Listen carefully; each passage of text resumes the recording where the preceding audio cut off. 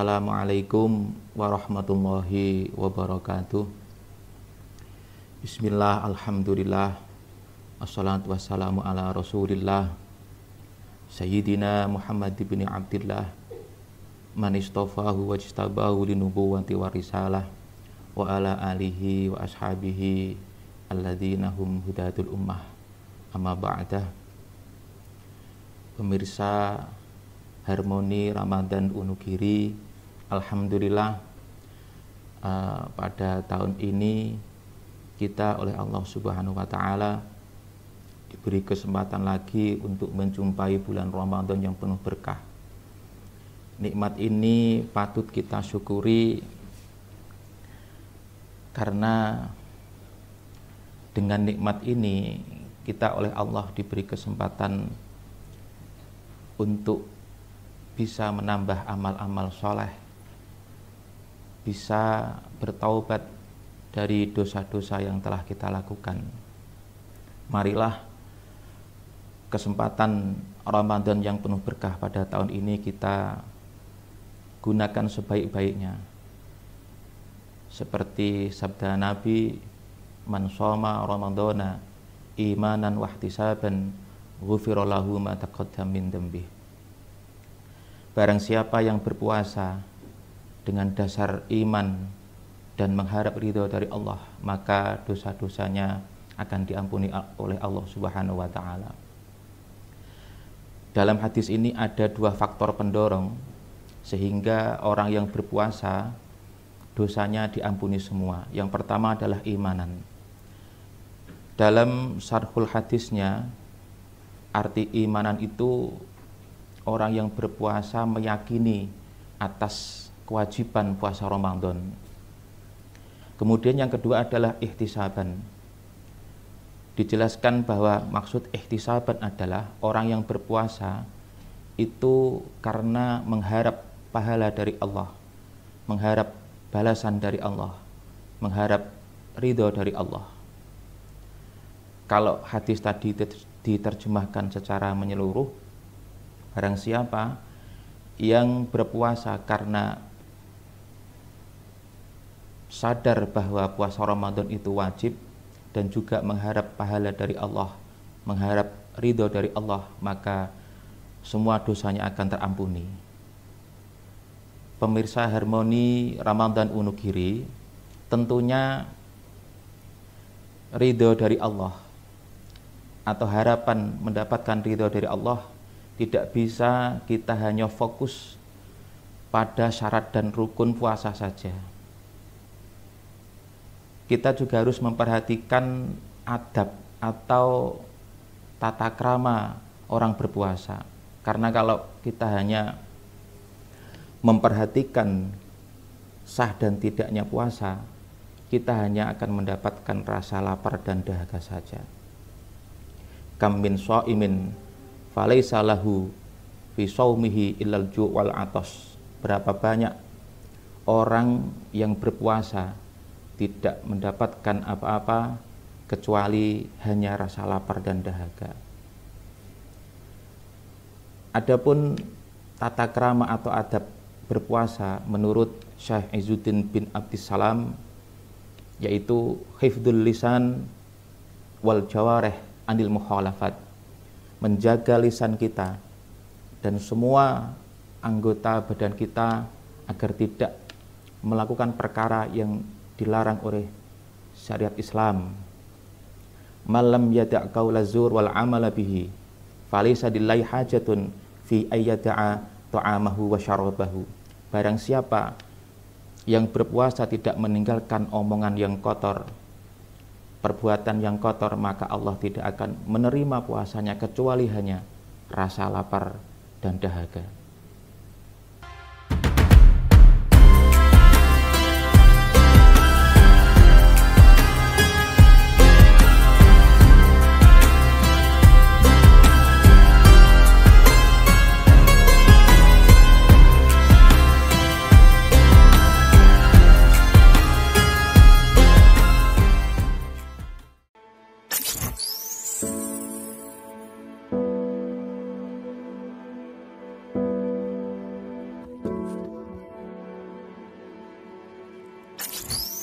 Universitas Nahdlatul Ulama Sunan Giri Bojonegoro lahir dari cita-cita mulia para ulama dan cendekiawan NU Bojonegoro dalam mewujudkan pendidikan yang berkualitas.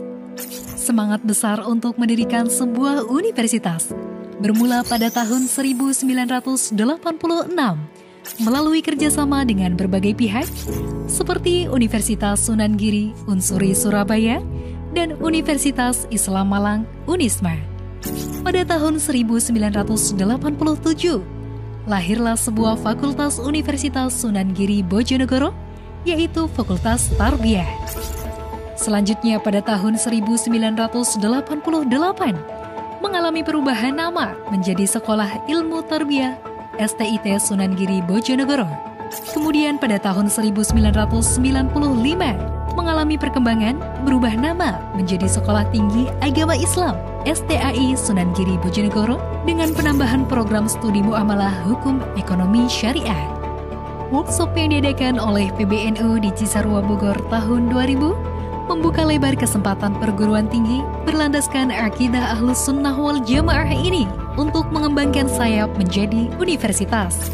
Pada tahun 2013, Yayasan Unsuri dan tim pengembangan kampus bersinergi dalam menyiapkan berbagai kelengkapan kampus dengan menambah beberapa program studi pilihan.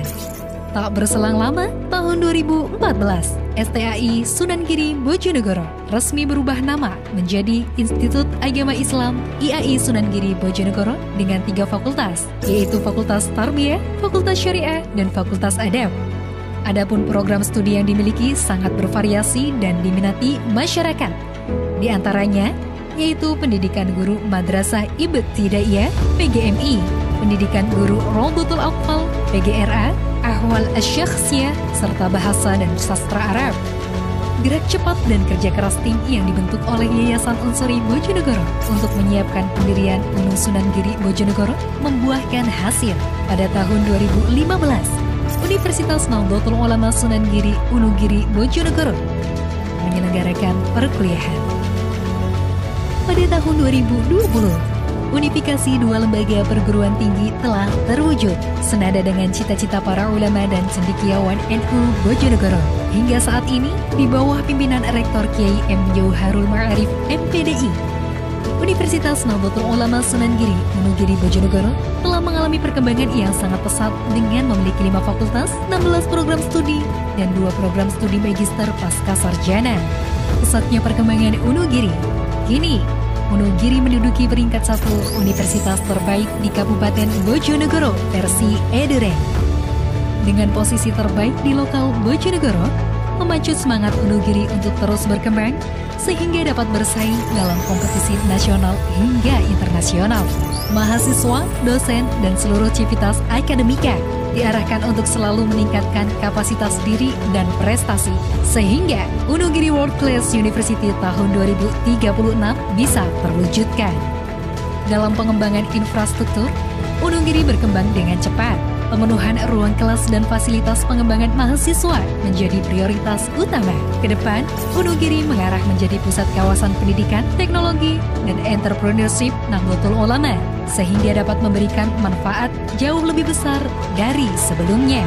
Keberadaan UNU Giri Bojonegoro diharapkan mampu memberikan energi dan sinar bagi setiap dimensi kehidupan yang lebih bermakna, berbudaya, dan berperadaban, meliputi tataran kehidupan sehari-hari maupun tataran kecanggihan ilmu, teknologi, seni, dan humaniora. Mari tumbuh dan berkembang bersama UNU Giri. Profesional, religius, moderat.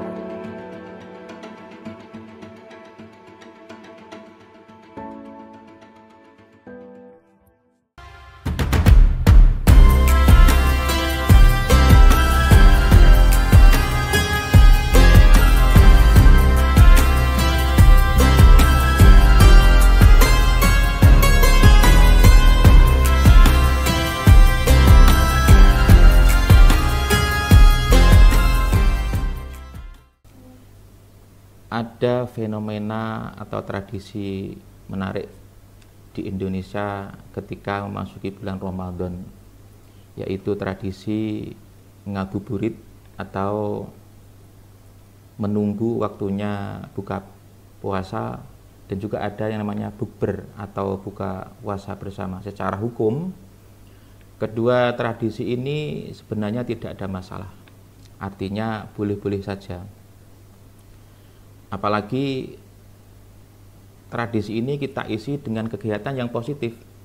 Contoh ngabuburit kita isi dengan tadarus, menunggu buka puasa kita isi dengan majelis taklim, menunggu buka puasa kita keluar dengan istri, keluarga, atau membagi takjil kepada orang yang memerlukan. Ini justru akan mendapatkan pahala karena muatannya positif. Begitu juga buka puasa bersama. Kegiatan ini luar biasa karena di dalam buka puasa bersama itu ada muatan sedekah kepada orang yang berbuka puasa. Ada muatan silaturahim, ada muatan ukhuwah Islamiyah. Dan juga ngabuburit dan buka puasa bersama itu justru menambah syiar berkahnya Ramadan. Kita lihat kalau bulan Ramadan waktu menjelang maghrib di sana sini ramai sekali. Bahkan ada teman-teman kita yang non muslim itu juga ikut mencari takjil, mencari makanan untuk sore hari. Ini bukti bahwa justru ngabuburit itu menambah atau menampakkan syiar keberkahan bulan Ramadan. Akan tetapi kalau ngabuburit dan buka puasa bersama itu kita isi dengan kegiatan yang negatif, kegiatan yang dilarang oleh syariat Islam. Contoh kita ngabuburit bersama pacar, boncengan berduaan, bergandengan tangan, atau buka puasa bersama kita berduaan dengan pacar kita, atau mungkin mantan kita, atau bahkan istri orang. Nah, itu jangan sampai. Justru itu akan menodai nilai-nilai puasa, menodai pahala puasa, menodai esensi dari puasa itu sendiri.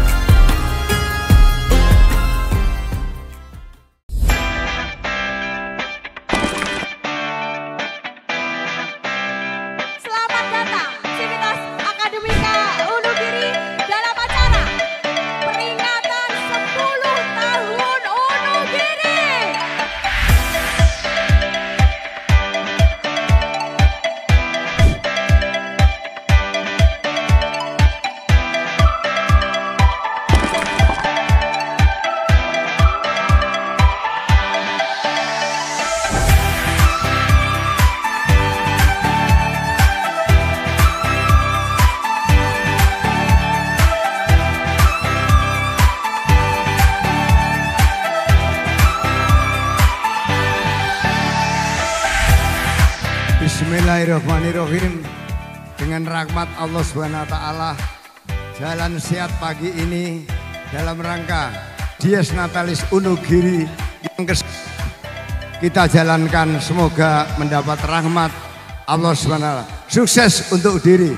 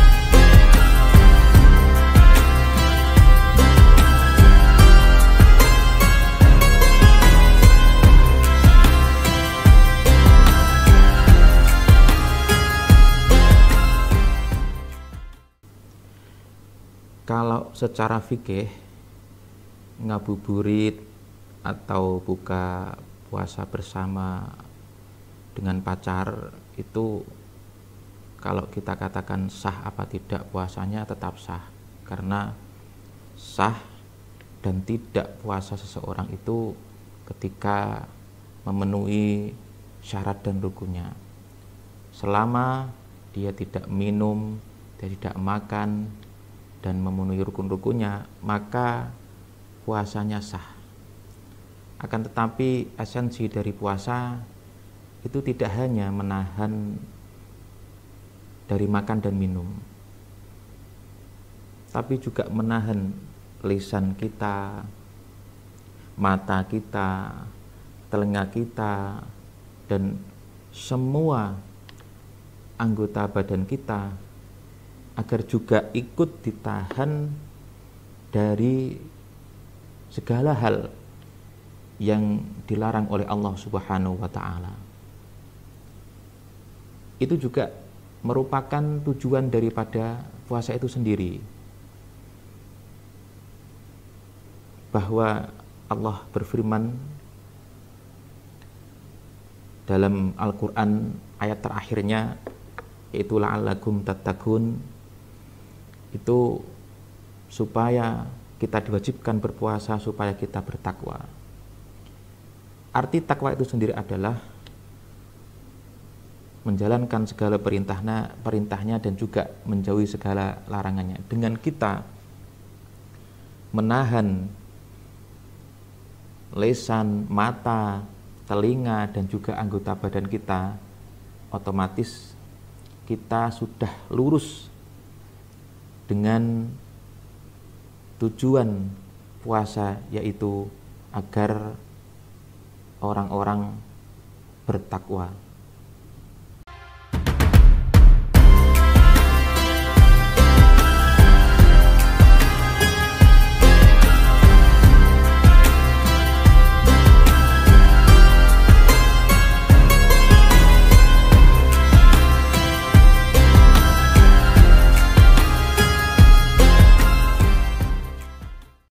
Ulu Giri mendapatkan tugas berat, mendapat tugas dari Ketua Umum Pengurus Besar Nahdlatul Ulama untuk menjadi motor penggerak pembangunan di Indonesia.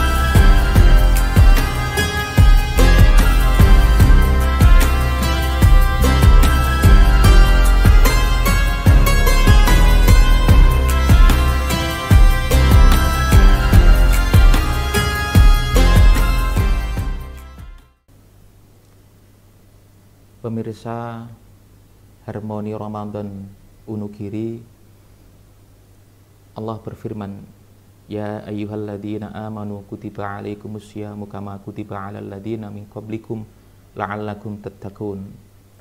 Di akhir ayat ada lafaz la'allakum tattaqun.